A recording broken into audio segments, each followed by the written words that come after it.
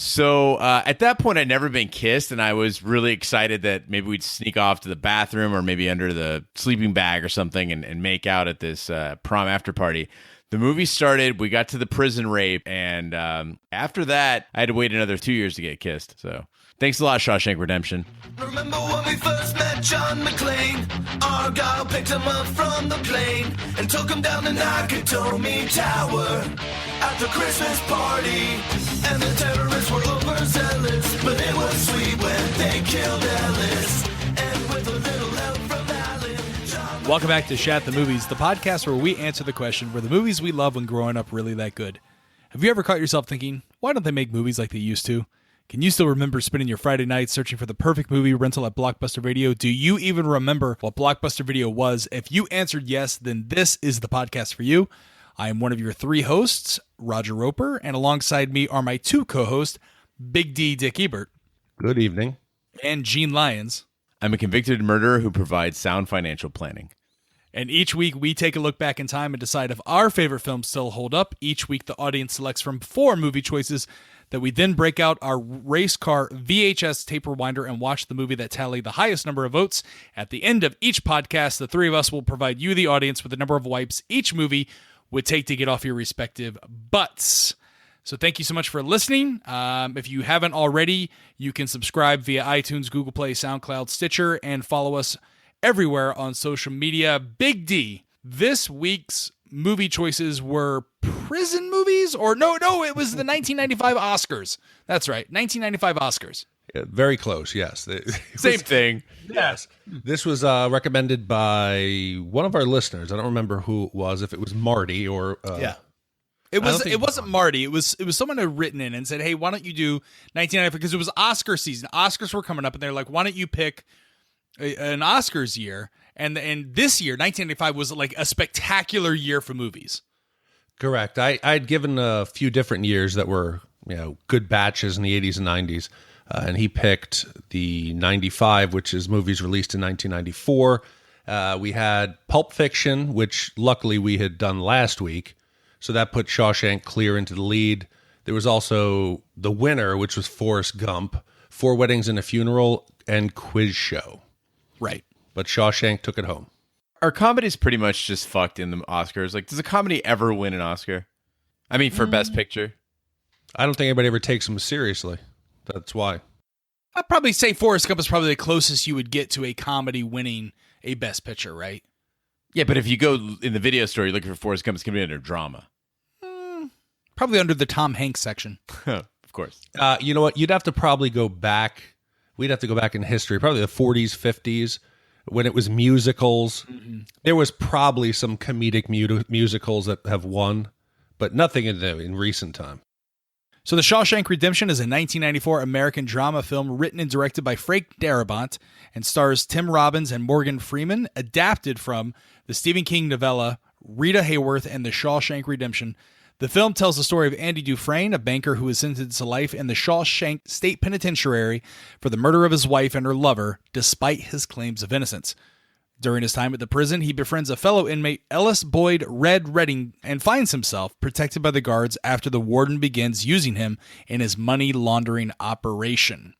So guys, where were you the first time you watched The Shawshank Redemption? Well, I was lucky enough that I had a friend around this time who was able to get his hands on all of the Academy Award screeners. The actual, when they would ship out the VHS tapes to the Academy voters. So I used to get copies of all of them at this time of year, and that was where I saw it, because it didn't do real well in the theaters. It wasn't big release, but once I got the tape on it and then word of mouth spread, I remember just watching it, and it kept having that annoying, this is for consideration, appearing on the bottom.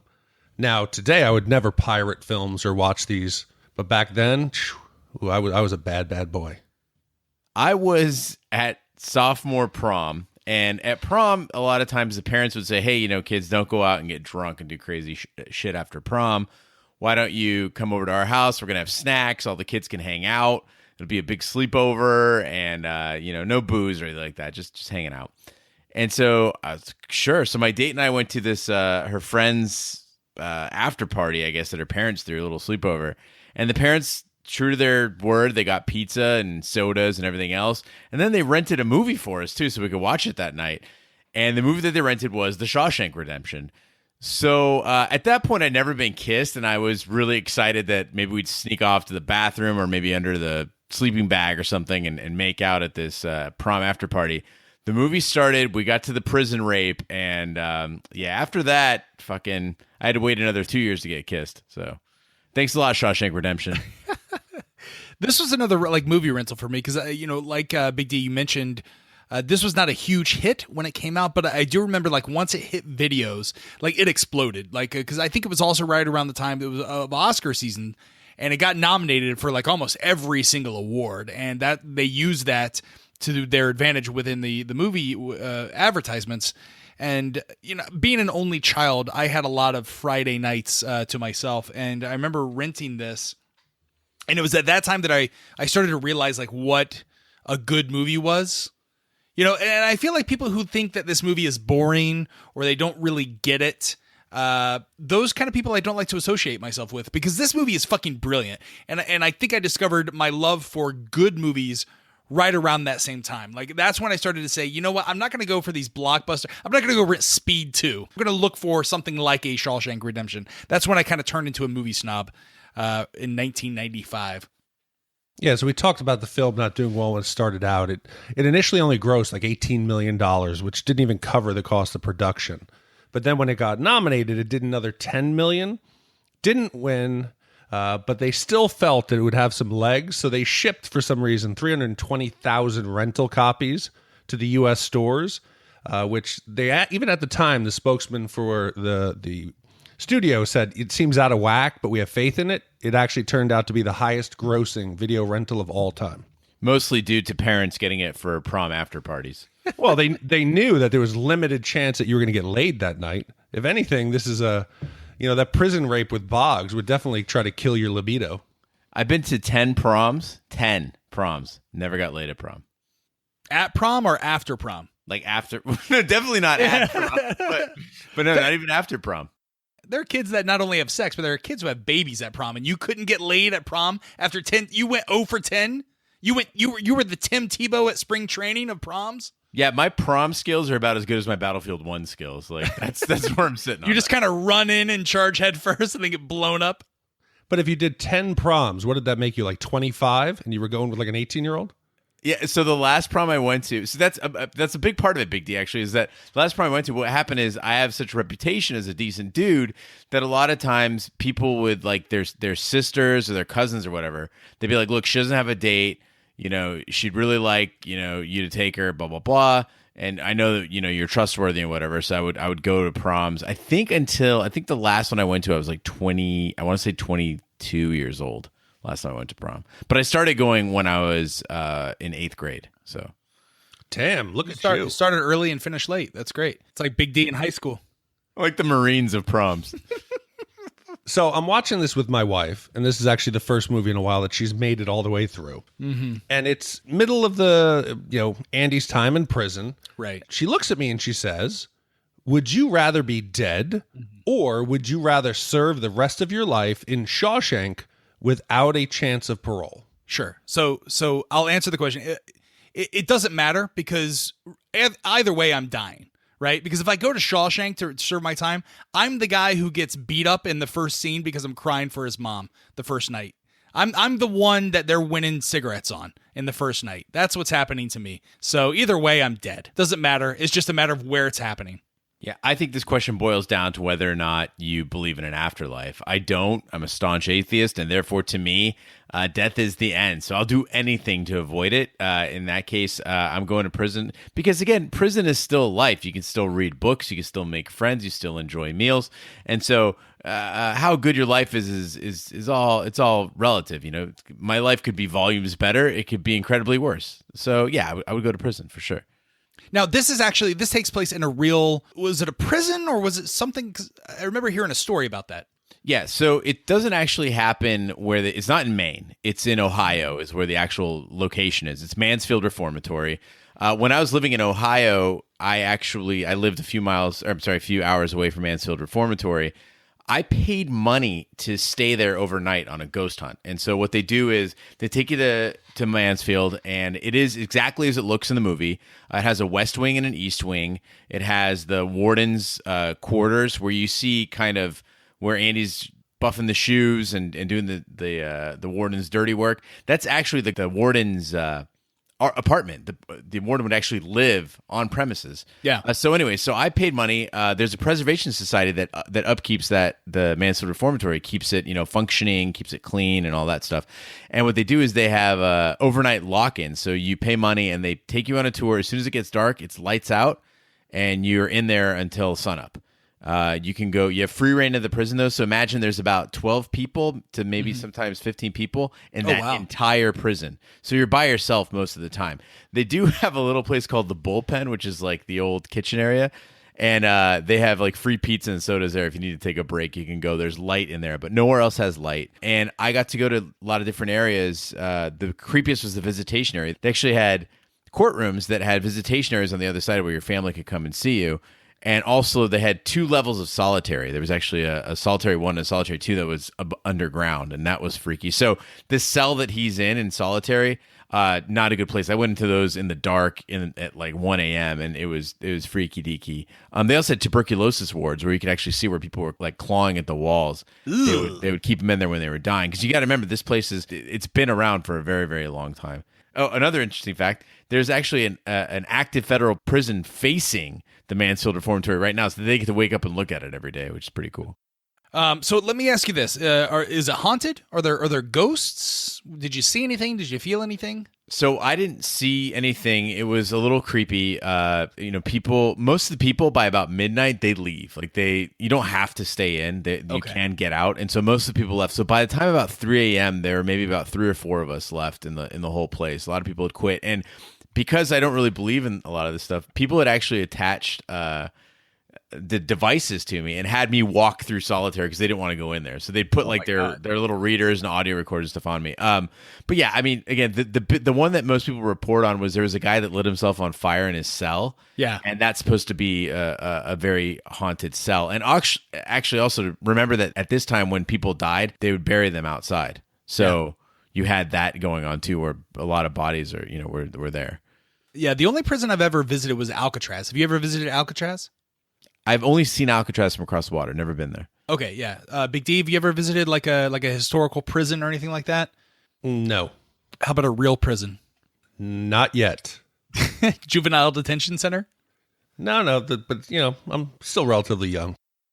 Yeah. Anyways, so if you never listened to Shat the Movies, here's how it works. If you haven't watched the movie, we highly recommend you press pause on your podcast. Go watch the movie, then come back and join us. If you haven't seen the movie in a while, but you have seen this movie, we're going to recap the plot for you, talk about it, and be done here in about 45 minutes. So with that being said, Big D, roll the trailer. Ladies and gentlemen, you've heard all the evidence. I submit that this was not a hot-blooded crime of passion. Consider this. A revolver holds 6 bullets, not 8. That means that he fired the gun empty and then stopped to reload. By the power vested in me by the state of Maine, I hereby order you to serve 2 life sentences back to back. 1 for each of your victims. So be it.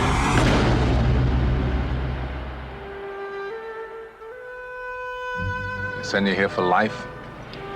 That's exactly what they take. I believe in 2 things. Discipline. Help me! Damn it, Dufresne, you're putting me behind! Hope can drive a man insane. You better be sick or dead in there, I kid you not! Better get used to that idea. Oh my, that's damn right.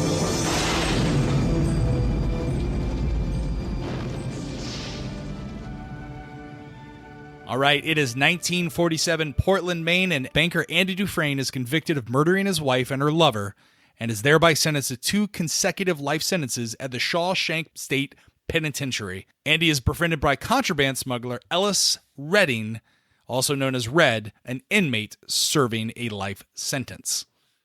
Okay, so when I found out we were doing this movie, I haven't seen it in a few years, and it popped in my head. I started to think, we always are kind of led to believe that Andy is innocent.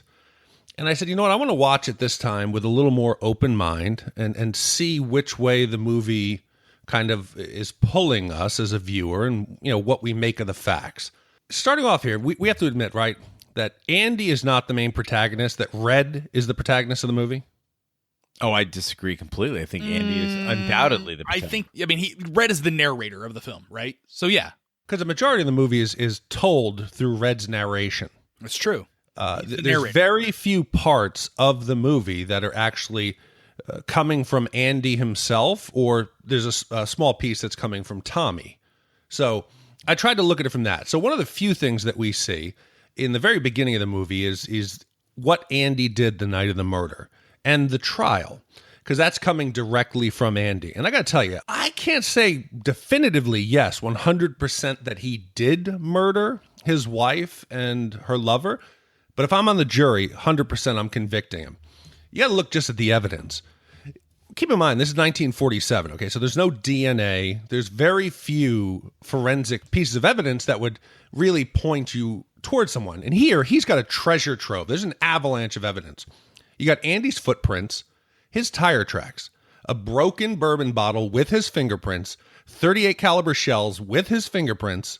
The victims are shot 4 times apiece, which means whoever the perpetrator was reloaded, which leads me to think this is not just a normal robbery. This was a vengeful, rage-filled act, which Andy that night was pretty angry. We go to trial. He says, I was confused and drunk. I just was going there to scare them. I didn't realize what I was going to do and I was going to leave. To me, I'm smelling bullshit right away. Did you guys buy Andy's defense?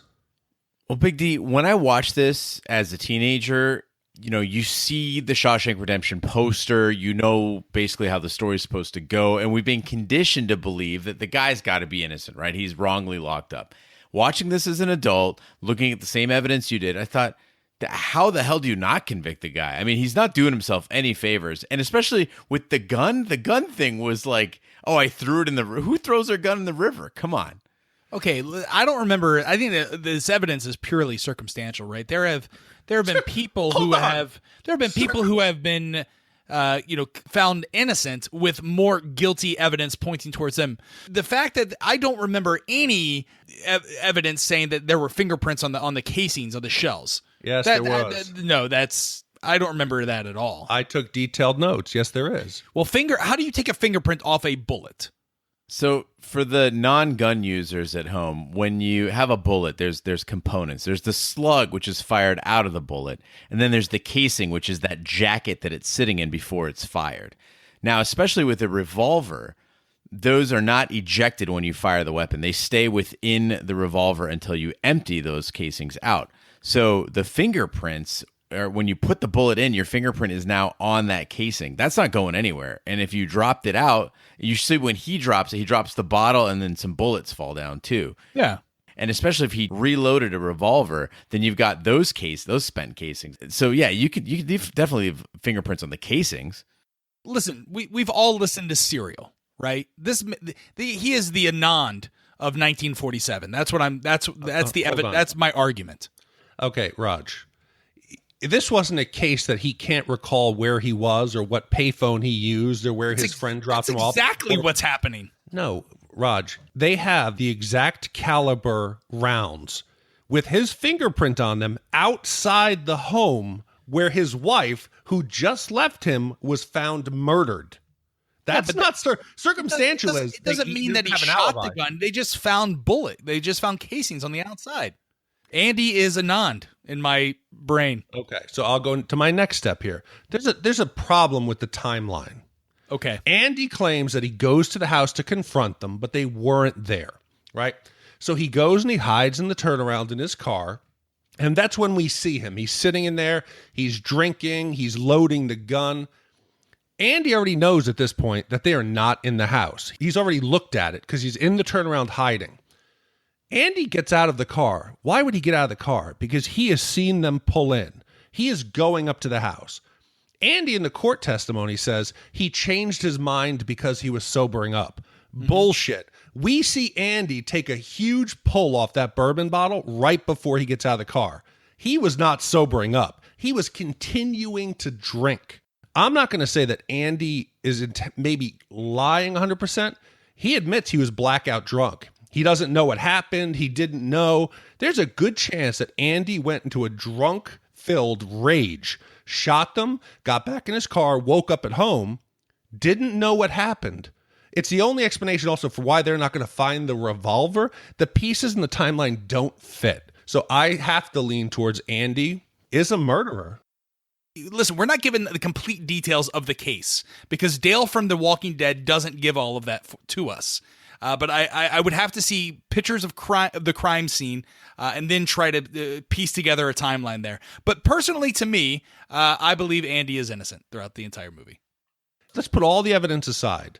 Is Andy's reaction in the courtroom normal? Because the judge tells him that he strikes him as particularly icy and it chills his blood to look at him. Was that normal the way Andy acted? I think that for Andy, it is. Andy is very analytical. And so to him, it seems that logic, he's a very intelligent guy. He goes around correcting people's English. He's very, proper in that sense, even in his manner of dress. Which also, you're going to hate this. You're going to hate this, Raj. But 4 bullets per body. That's an Andy move. He needs that balance, the numbers. It's important to him. So again, to me, his behavior is completely consistent. But that behavior, that stoicism, is what gets him through Shawshank. It's what allows him to survive. The fact that how a man acts in court, does not mean that he is guilty. I should have gone to law school is basically what I'm saying. No, you should definitely not have gone to law school. I'm applying tomorrow. So if you guys are done playing lawyer, I'd like to get back to the movie here. It opens when we first feel Mansfield Reformatory. That's where I really feel that the movie hits stride. You get that amazing aerial shot sweeping over. Really takes you right there. And remember, this movie is mostly done in close quarters. It's in a yard and in some rooms.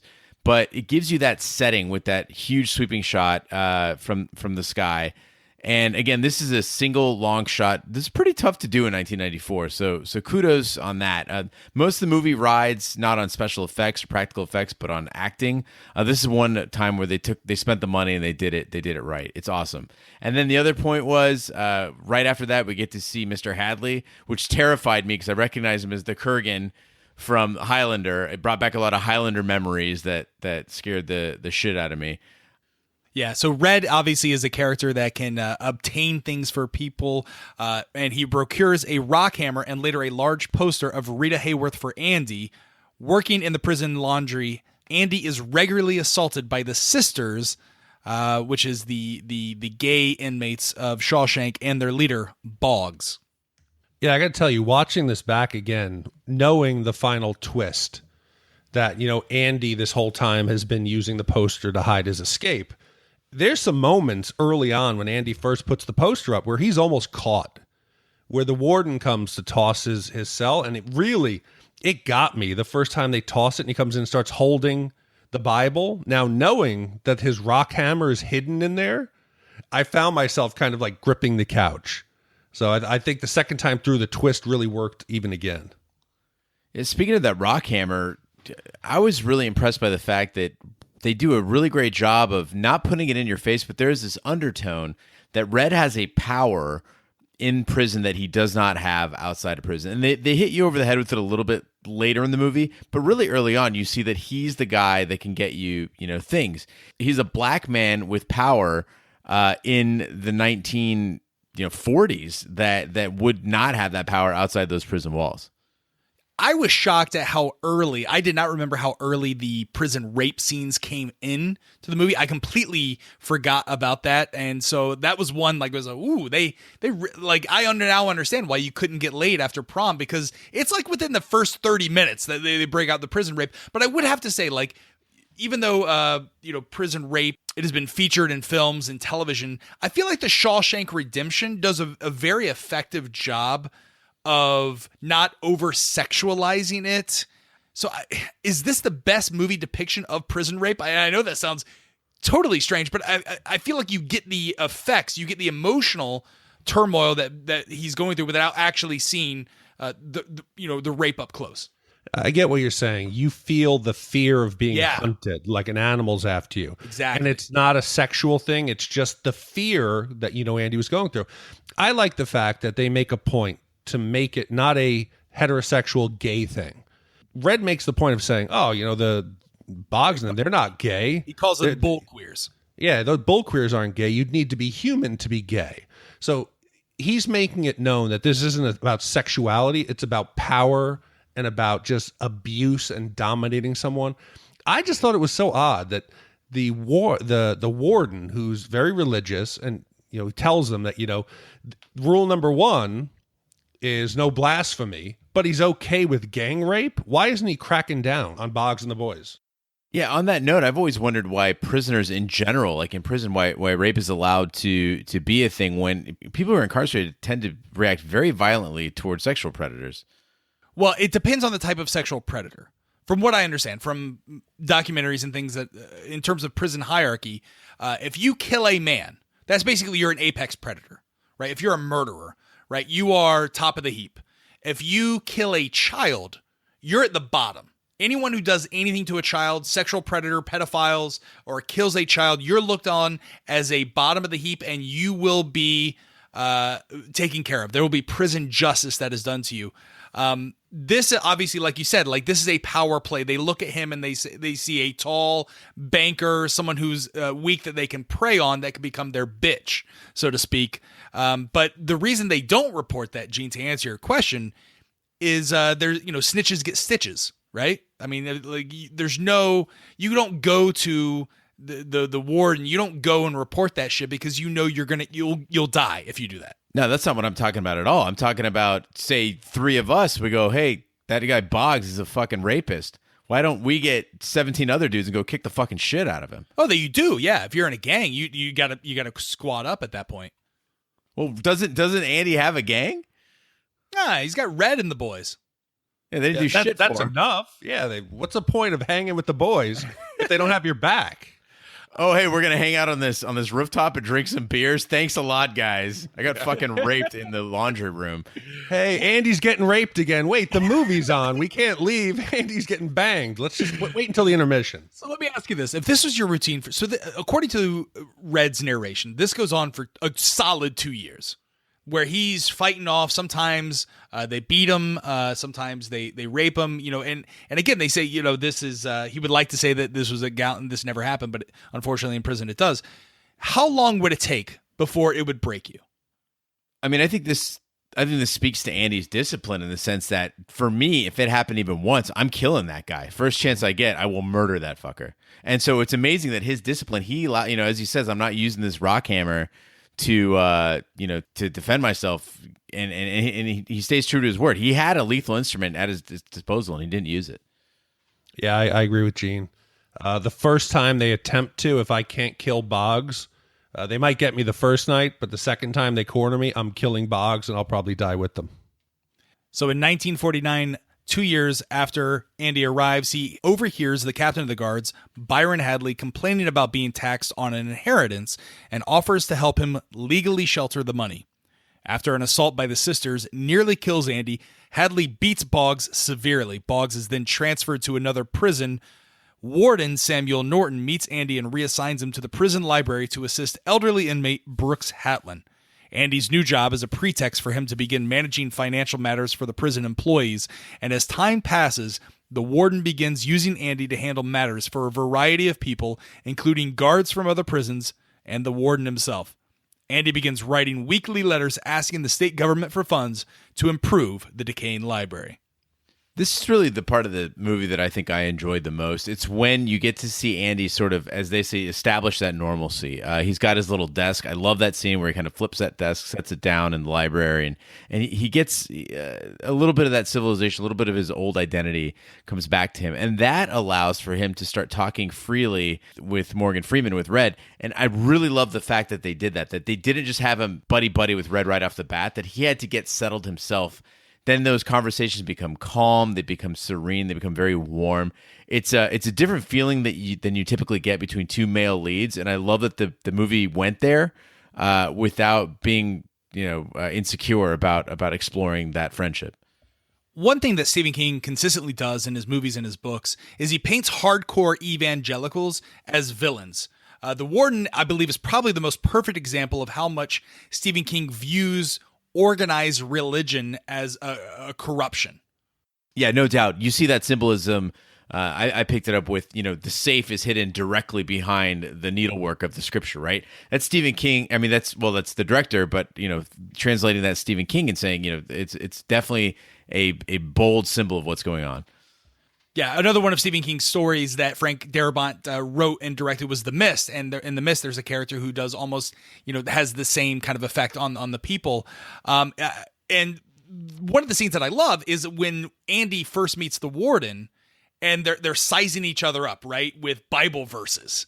And I just loved how Andy, again, intelligently is ensuring that he's gaining the trust of the Warden by he's manipulating him, right? He's saying his Bible verses. He's while at the same time hiding the pickaxe in the hole in the poster.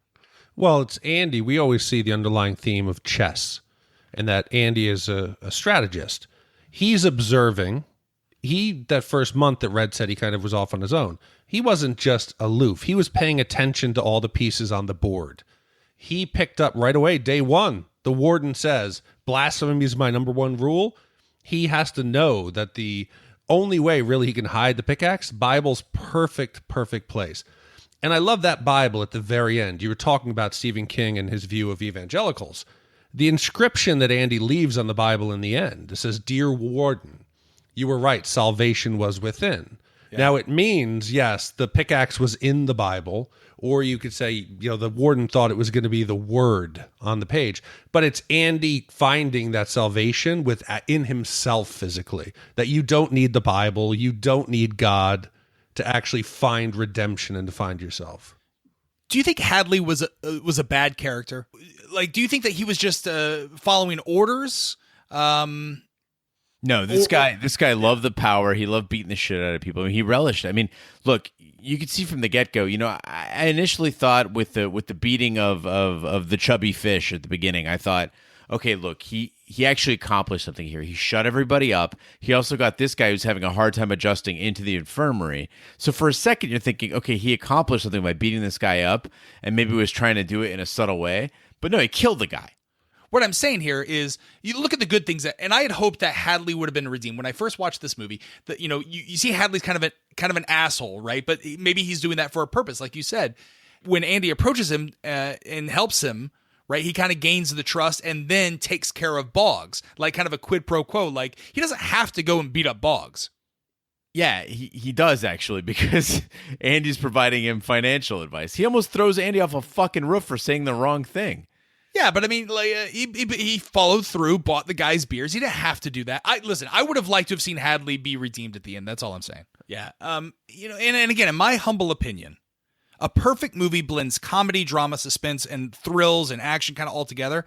This is a prison drama that so far we've seen prison sex, we've seen abuse by prison guards, we've seen a villain warden, but it still somehow manages to intersperse a little bit of comedy. Like when the other prison guards are coming in, they're in the cell, during the softball, they've got all their taxes there, and you're kind of seeing the brilliance of Andy moving the chess pieces. I found that, again, that's what makes this movie so brilliant, is that you can still laugh at some parts of this movie. Yeah, predictably, I would have liked to seen it being a lot darker and left some of that comedy out of it. I thought that it was not true to tone. It bothered me a bit that they were kind of making light of stuff. Not my style of movie, but Raj, I know that you've been starved for comedy in the last few things we've been reviewing, so I'm glad you enjoyed it. It's not comedy, but it's witty. It's New Yorker type humor, like a New Yorker cartoon. It's humor that kind of makes you go, clever. You know what I'm saying? Anyway, talking about Brooks, was Brooks your favorite character? Because by far, he was my favorite character growing up. And I thought that the little bird that he's taking care of, I thought he dies in the movie. I was pleasantly surprised when he just releases him. Yeah, I mean, Brooks was definitely the character who moved me the most. I was the most saddened by his demise, and I think that he was very endearing from the get-go, from introduction. But to me, obvious choice. I got to go with Andy as far as my favorite character, just because I loved his stoicism. I loved his smugness, no matter what was happening around him, and he handled things in the best way possible in every situation. So in 1954, Brooks is paroled but cannot adjust to the outside world and thereby commits suicide by hanging himself. Andy receives a library donation that includes a recording of the Marriage of Figaro, and he plays an excerpt over the public address system, resulting in him receiving solitary confinement. After his release from solitary, Andy explains that hope is what gets him through his time, a concept that Red dismisses.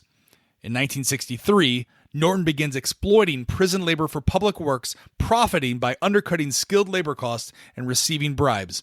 He has Andy launder the money using the alias Randall Stevens. So, Rod, you mentioned the Marriage of Figaro. That scene when he plays the record and blasted over the PA into the prison, this is the most memorable scene from Shawshank Redemption, right? That's the one everyone thinks about. That point, in case you aren't picking it up as a viewer, they're trying to really hammer that home for you, that this is not a movie about crime or violence or prison. It's about the human condition and its inability to be locked up. And I really love those shots that they did with everyone just freezing and looking up, not realistic by any means, but really beautiful art.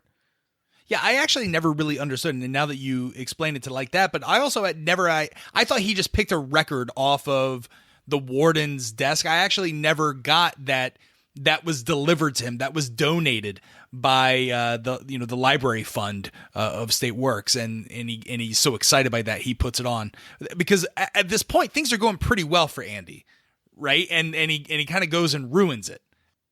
I understand his motivations in it, and again, I think as a kid I didn't really get it as much as I do now. But Andy's character is very complicated in the sense that he's oddly selfless in a way, but also looks out for himself. So it's kind of, he's got this duality to him. And in this case, it was just kind of a reminder.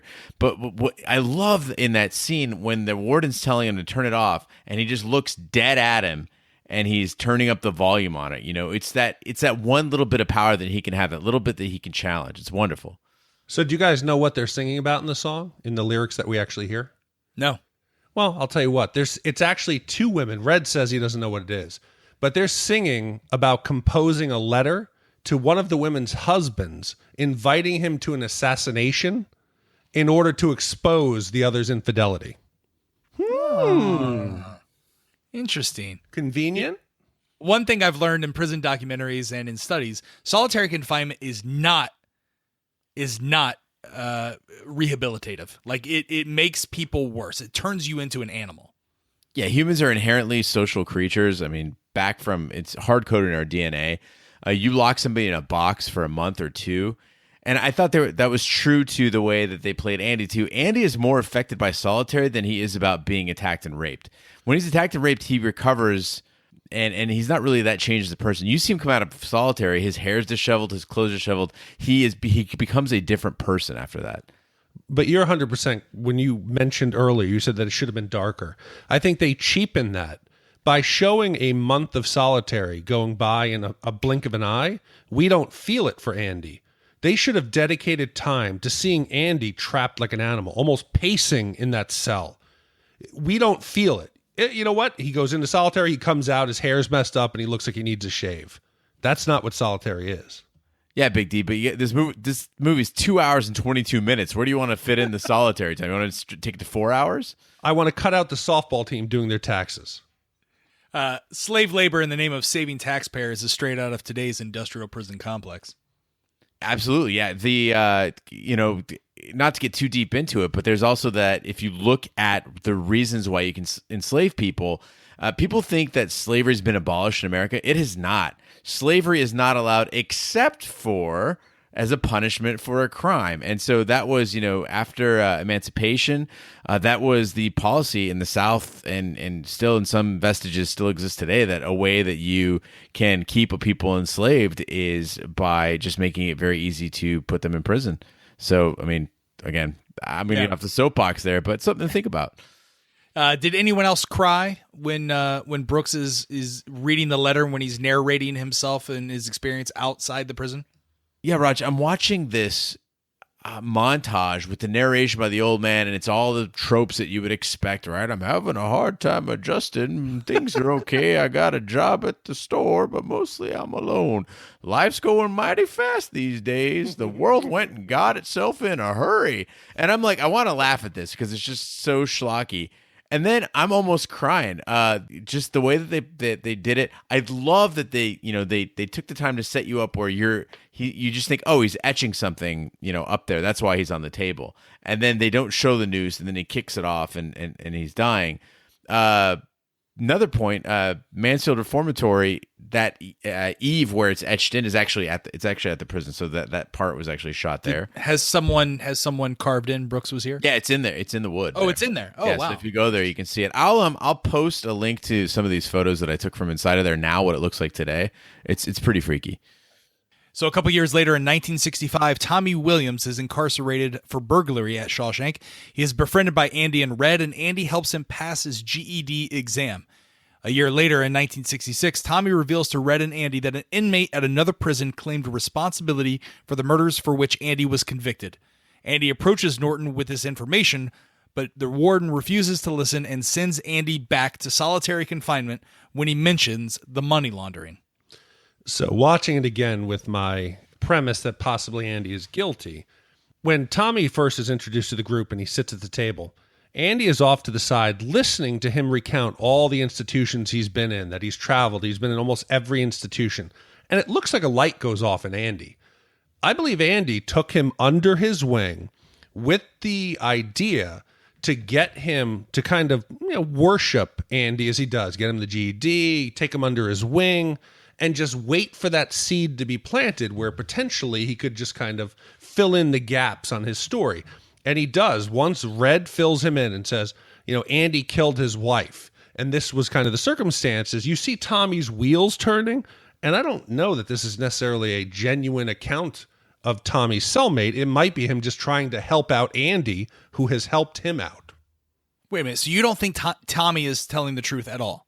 No, I think that Andy led him down that path, that he made him feel for him, and that he may believe his roommate kind of told him this story, but it's a fabrication, an attempt to help Andy. Yeah, Raj, I'm surprised here that you're willing to believe that you're not willing to believe that Tommy could have been manipulated, but you are willing to believe that all that evidence at the beginning does not point to the fact that Andy killed somebody. Okay, and here's why, right? Tommy is upset at the GED, right? He doesn't think he's passed it at all. And the confession or the information that he provides comes totally unprovoked. Like he's not. No, it actually is provoked. It's provoked by Red. He tells, okay, there was a wife and blah blah blah, but then the wheels start turning. He's like, wait a second, I remember this. He's not plotting. Tommy doesn't seem like a plotter. Tommy isn't smart enough to be a plotter like that. No. Tommy's not plotting it. Tommy seems like a pretty stand-up guy. Okay, listen. Tommy is a pawn in this game. Tommy's a dimwit that Andy knew he could manipulate. You have Andy have an affection for him. Then you just tell the story of how Andy is Red tells him Andy's the only innocent man in here. His wife was killed. And Tommy's desire to please, you can see the wheels turning. He comes out with the story. I could see if there was a conversation between Andy where he's like, Tommy, here's my story. And then, but this is Red. Red is the one that tells him. And then Tommy remembers his cellmate. So this is why, listen, he incepted him. You guys are such pessimists. That's hearsay. That's just circumstantial.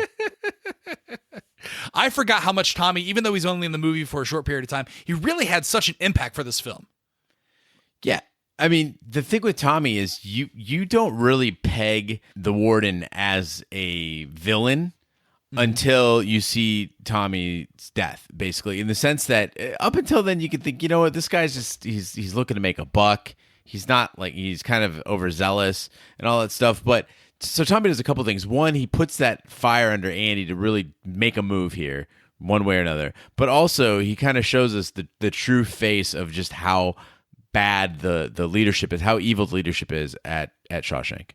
Yeah, and that scene between the warden and Tommy, here's where I disagree with you both, and I do believe Tommy's telling the truth, is because he's buttoning up, he's not stammering in his conversation with the warden. He's like, yeah, listen, I'm willing to place my hand on the good book, and like he never flinches. And you never flinch. You always make straight on contact when you're telling the truth, and he didn't give any tells that this was all a made up situation that he's now trying to weasel his way out of. Well, guess what? No one witnessed it. That's the visual rumors that Andy gets of what happened. So you don't think they actually shot Tommy? No, they did shoot him. They How did do you shoot know? him. But the circumstance, because he's dead. Okay, but how do you know they shot him? If this is all hearsay. Because Tommy's dead body was taken out of prison. With bullets in it. And I'm telling you that the circumstances of his death it's a non-reliable narrator. You're getting all Westworldy on me. So, talking about the movie, there's some things interesting that they did that I really liked that a lesser movie would not have done. One of those is that this movie spans from 1947 until the 1960s, and they could have just, you're in prison. It's a closed environment. You could just keep things the same. What they did was brilliant. They changed the fashions of the world. You see the warden's eyeglasses change, the suits change, the ties change. And you're seeing that this juxtaposition of a changing fashion of the world with the unchanging walls of Shawshank, that the environment they're in all stays the same. Yeah. And then they take it a step further where their uniforms change just slightly with the fashions, because those walls aren't completely permeable, right? You're seeing that they're a warped reflection of what's going on in the outside world. And again, with Tommy's arrival, you see that new kind of kid coming into town. I just love those touches that they did that really made it a fleshed out, textured film. Well, I think that's the brilliance of Frank Darabont, right? That is someone who has a keen eye for direction and does not look at an audience like they're dumb. I mean, because how many times have you watched a prison movie and the sets are just like cheap and it doesn't look like prison whatsoever, right? You absolutely feel it. Yeah, when I was a kid, every weekend on USA and Cinemax, I watched lots of prison movies. Late night on Cinemax. Yeah, but it was all women. I don't know. But we're about to, on Shat on TV, we're actually about to review a show called American Gods, and there's actually prisons within American Gods, right? Yeah, one of the things interesting is the protagonist of American Gods, Shadow. He develops a habit of coin tricks when he's in prison, and they say right out in the first 8 pages of American Gods about how coins are illegal in prison, which got me thinking: how the hell does Shawshank allow? They've got metal utensils. Tommy's drinking out of a fucking glass Coke bottle. And I'm like, is no one worried about these things in a prison where you've got people being raped, people dying regularly and being put in the infirmary for months? It seems very they got very low threshold for security there. It was a simpler time back then. It was a simpler time.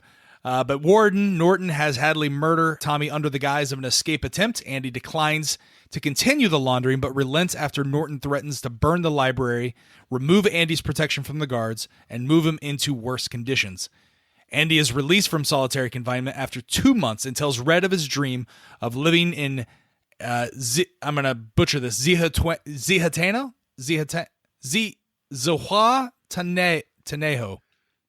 They only say it 8 times in the movie, dude. Help me out here. I believe the two characters actually, Red and Andy, pronounce it differently, but I believe it's Zihuatanejo. Zihuatanejo. Anyway, it's a Mexican. You just made it Navajo somehow. I don't know. It's a Mexican coastal town. Red feels Andy is being unrealistic, but promises Andy that if he is ever released, he will visit a specific hayfield near Buxton, Maine, and retrieve a package Andy is buried there. He worries about Andy's well-being, especially when he learns Andy has asked another inmate to supply him with a 6-foot rope. So, side note about Zihuatanejo, I was watching this movie with my girlfriend, and she goes, this movie really highlights the difference between our two lives. That you've been to the Mansfield Reformatory, I've been to Zihuatanejo, Mexico. And I was like, well, I guess that's true. With Andy changing his mind and relenting, I really think that it was the books that did it. It was the library that did it. I don't think he's worried at this point about being locked up any longer or getting beaten up. He can handle that. But I think the thought of losing the library, losing that normalcy, losing his position, his meaning in the prison is really what made him give it up. I'm open to other interpretations, though. I think they have that conversation between Red and Andy, and he's come to the realization that you either have to start living or start dying. And he has kind of hit the apex of what he can accomplish within inside the walls. And at any point, the warden can take it away. So you can threaten to take away everything it's taken him 20 years to build in an instant.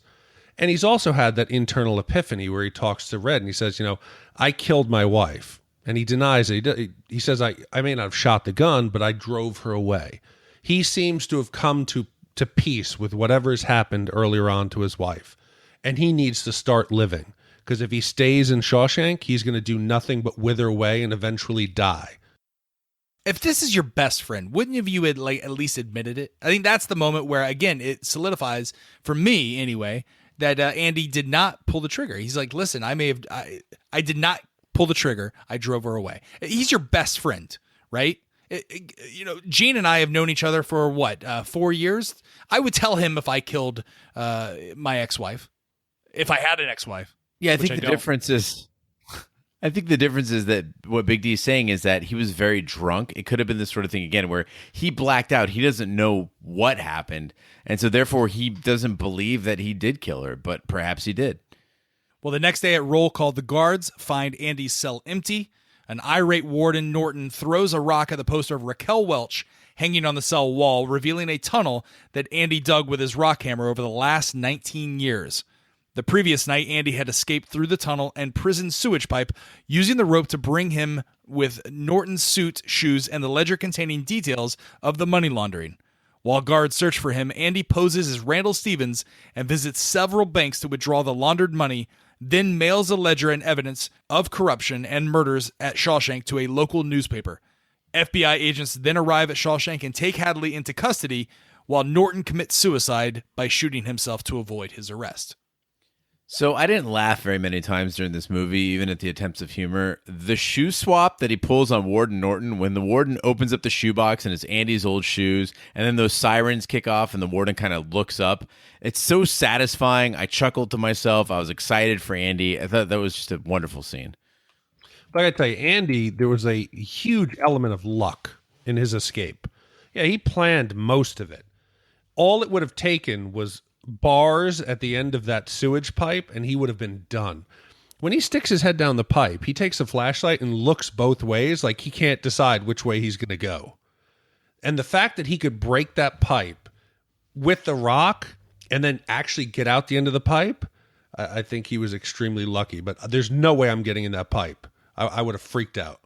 Yeah, other bits of luck are the cops go to arrest Norton and Hadley when there's a convict on the loose. Like, that to me makes no sense at all. You have a prison break and you're investigating the warden right now? No. Every cop in 10 county radius is out there looking, and feds too are out there looking for the inmate.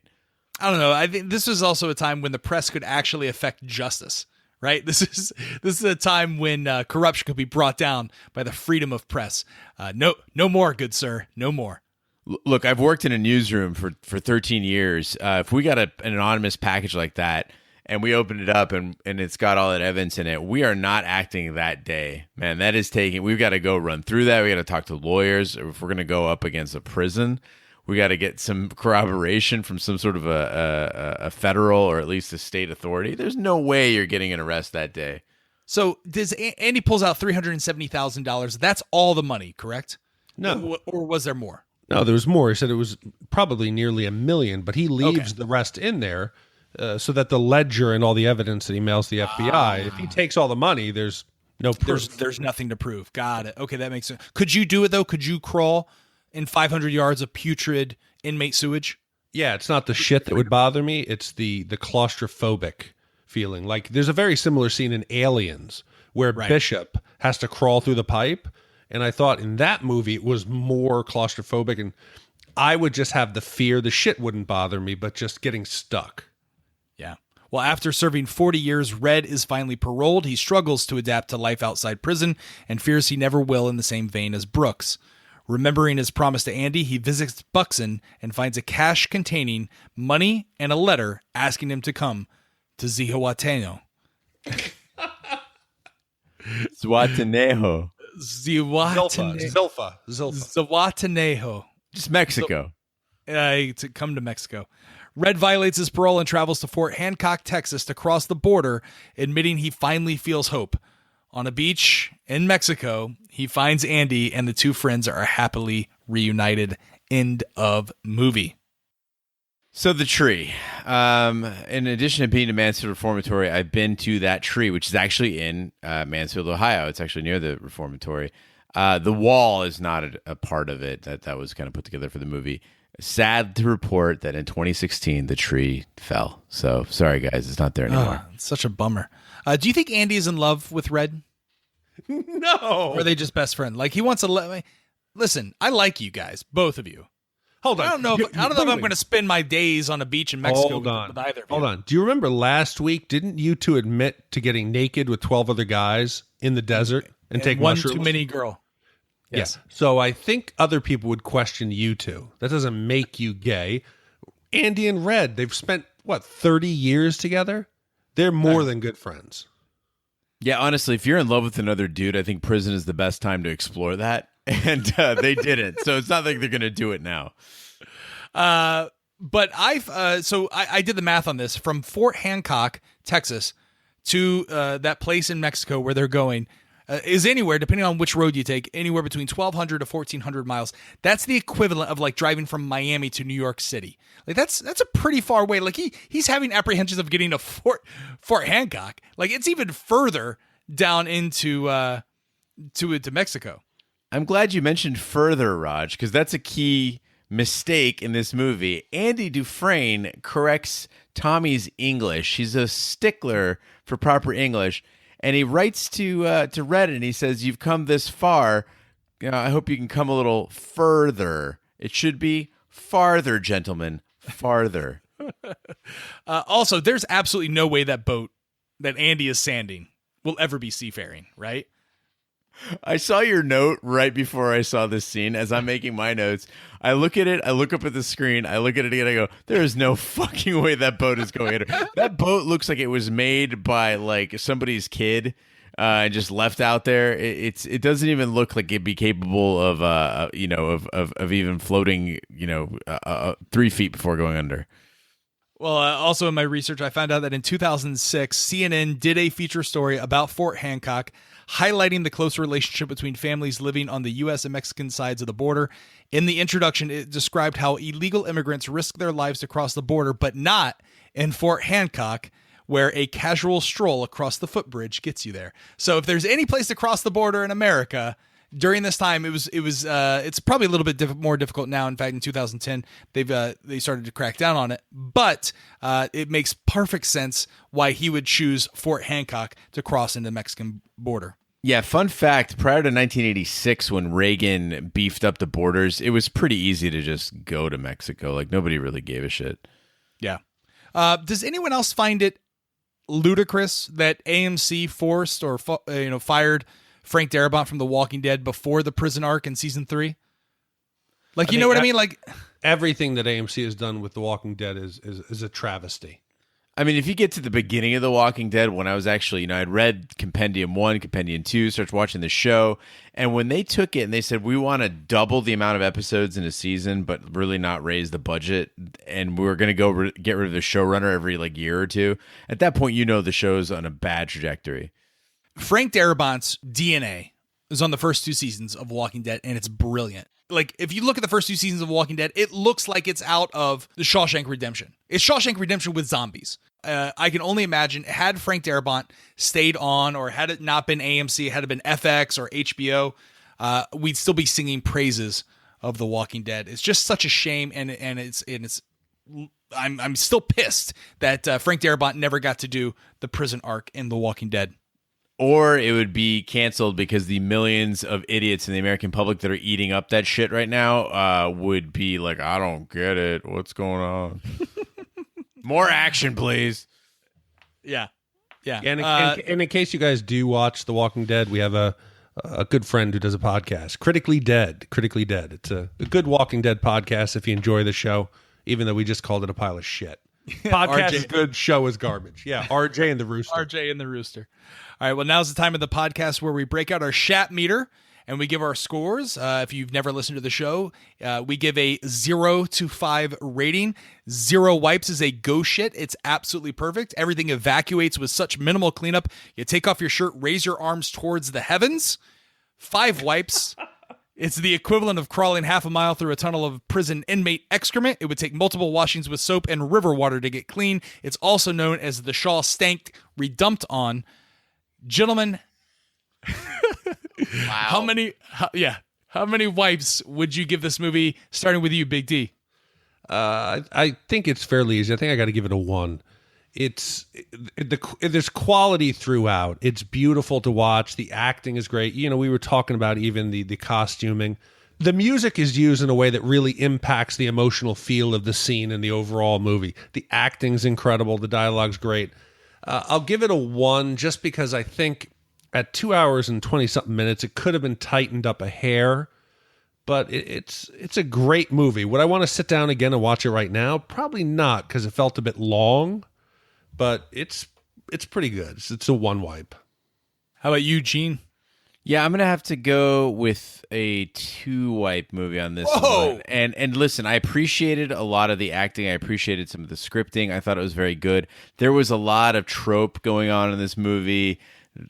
When they started getting heavy with and a little saccharine with the get busy living or get busy dying, I felt like this movie, and maybe I'm a bit biased because we just saw Pulp Fiction and I saw what a movie made in the same year could be. I know it's a different genre, but just how my entire brain was lit up when I was watching Pulp Fiction, it felt, and it was roughly the same length, but felt so much faster. To me, again, it's a very good movie, but it is not in the pantheon of the greats. I would say this is a 2 wipe movie. Wow. Yeah, I'm gonna agree. I'm gonna go 1.5. I'm gonna push it a little worse. Wow. I think he's right. The trope factor. I gotta go 1.5. Jeez. Wow. I don't think I know you guys anymore. For me, this movie is nearly flawless. It's for me, it's a half a wipe movie. This movie you can find on TNT or TBS almost any single moment throughout the year, and I will sit there and I'll watch no matter what time or place the movie is on. I freaking love this movie. I could watch it again. I think it's perfect, regardless of how many tropes that they use. They're used effectively. So consensus, if we were to add that all up and divide by 3, it's 1.3 repeated wipes it would take to get this movie off your ass. Okay, so that puts it right into the 6th spot. It is now, should be higher. It is right in that area. It's tied with The Breakfast Club. So it is Pulp Fiction, Terminator 2, Die Hard, Coming to America is higher. Okay, we might need to rethink that one. And then Shawshank. I believe Shawshank's a much far superior movie than Coming to America. Hold on. No. Coming to America, to this day, you could quote any scene out of that movie. That is laugh your ass off funny. I'm sorry. Coming to America is a masterpiece. Wipers.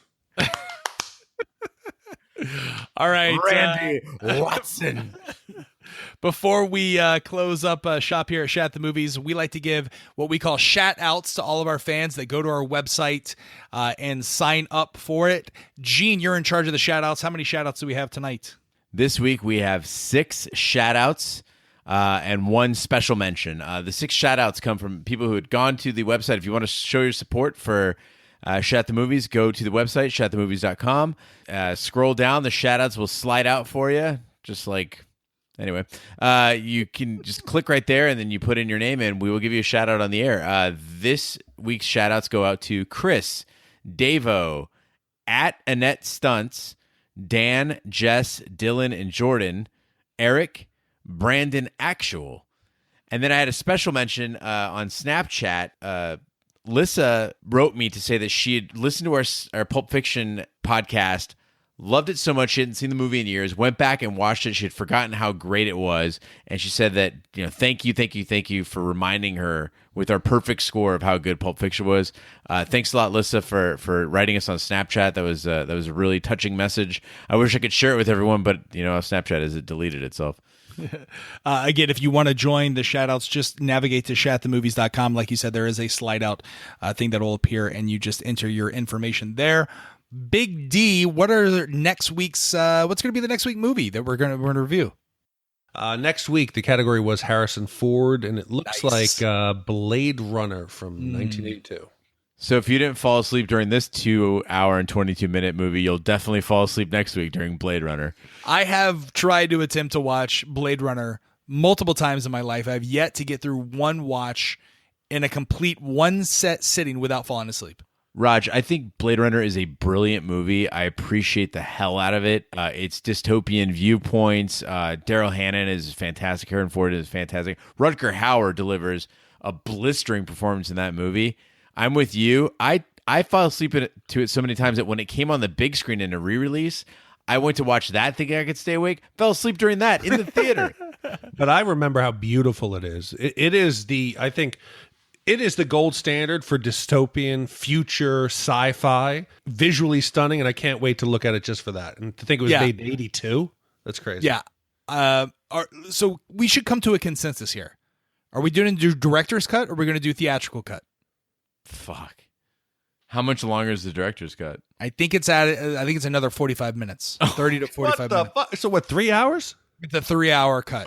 No, we're doing theatrical. No, listen, I think we should do directors. I've never seen the director's cut. If you've never seen the director's cut, I think we're going to do it a disservice if we don't do a director's cut. Well, here's the problem, okay? Our entire mission statement is to relive the movies that people grew up with.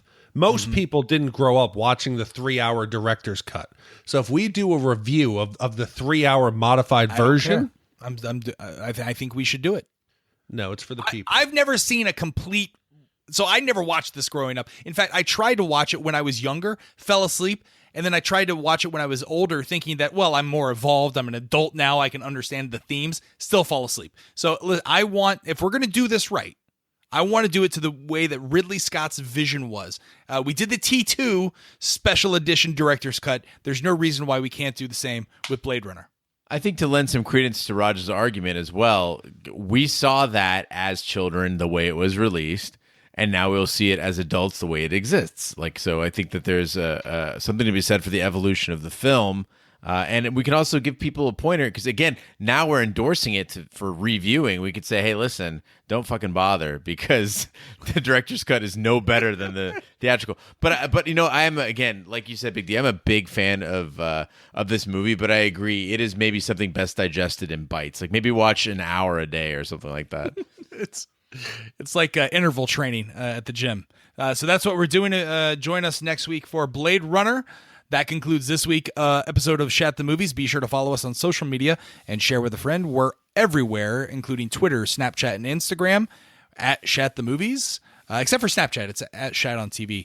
Our Facebook, just search for Shat the Movies Podcast. Our website is shatthemovies.com. If you have a suggestion, we're getting in a lot of really cool suggestions on Twitter and our email. If you want to email us with 4 movie choices that have a theme, that email address is host@shatthemovies.com. I think we had Val Kilmer was written in, Charlie Sheen, and then just recently, today, Bond movies from the 80s and 90s. So if you want to vote on upcoming movies, we release the movies that you could vote on, I think up to 6 weeks in advance. So go on Shat. No. Oh, we have 8. Oh, wow, 8 weeks. So go on shatthemovies.com, vote for everything there. We're everywhere fine podcasts can be found, including iTunes, Google Play, Stitcher, and YouTube. Be sure to subscribe, and if you stop by iTunes, please be sure to leave a 5-star review. That really helps the podcast grow. If you don't pick a Roger Moore Bond movie, a curse on your house. Also, you can check out our sister podcast, Shat on TV, where we review television series such as Westworld, Taboo, American Gods, and recently announced Game of Thrones Season 7. You can find all that information on our sister website, shatontv.com. On behalf of my co-host, Big D, and Gene Lyons, I'm Roger Roper. Be sure to join us next Thursday for the Blade Runner review. Thank you so much for listening. Take care, good night, and good luck. But it was sweet when they killed Ellis.